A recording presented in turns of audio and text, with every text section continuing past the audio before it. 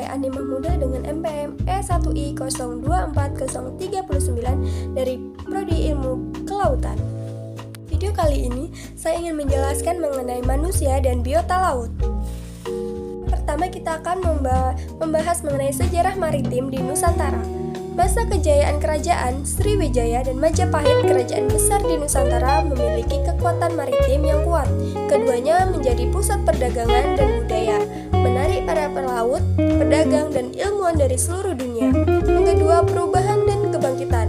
Pada abad ke-13, muncul kerajaan-kerajaan Islam seperti Samudra Pasai, Demak, dan Aceh.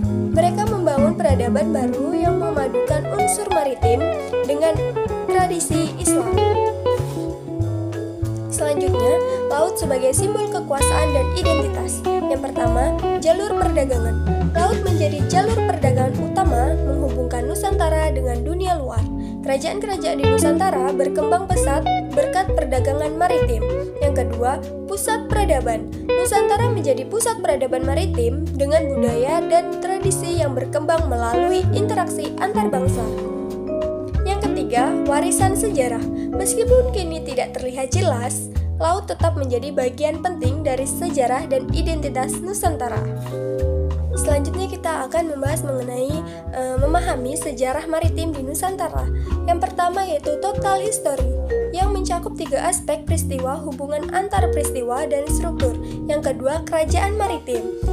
Sriwijaya, Majapahit, dan Demak adalah 3 kerajaan maritim terbesar di Nusantara.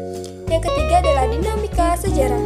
3 kerajaan ini mengalami fase kejayaan dan kemunduran, menunjukkan dinamika politik, ekonomi, dan sosial. Dan biota laut seperti potensi dan tantangan.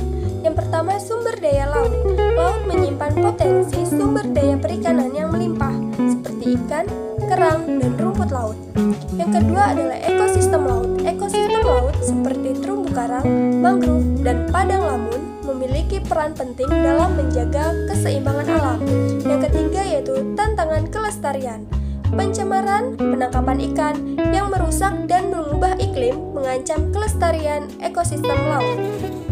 Selanjutnya, potensi maritim di Papua seperti harapan dan tantangan. Yang pertama adalah perikanan. Laut Papua kaya akan ikan dan biota laut lainnya, menawarkan peluang besar bagi industri perikanan.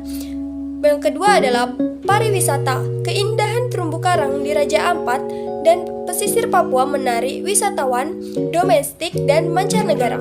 Yang ketiga, perkembangan ekonomi. Potensi maritim Papua dapat menjadi pendorong utama pembangunan ekonomi di berkelanjutan. Selanjutnya yaitu peran penting hutan mangrove. Yang pertama, pelindung pesisir. Hutan mangrove melindungi pesisir dari abrasi, badai, dan gelombang pasang. Yang kedua, habitat biota. Hutan mangrove menjadi habitat bagi berbagai jenis tumbuhan dan satwa, termasuk ikan, kepiting, dan burung. Yang ketiga, keterlibatan masyarakat. Kelestarian hutan mangrove membutuhkan peran aktif dari masyarakat pesisir.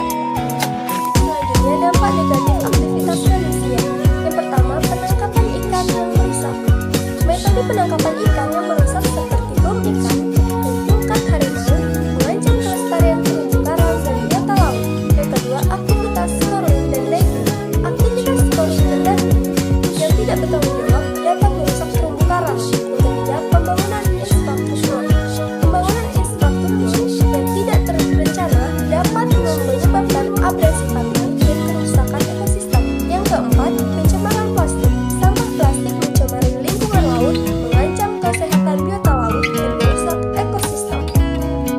Selanjutnya, upaya pelestarian dan pengelolaan. Yang pertama, bank sampah. Bank sampah mengelola sampah plastik menjadi barang-barang kreatif yang bernilai jual. Yang kedua, kerajinan tangan. Penggunaan kantong kain sebagai pengganti kantong plastik mengurangi ketergantungan pada plastik sekali pakai. Yang kedua, pariwisata berkelanjutan.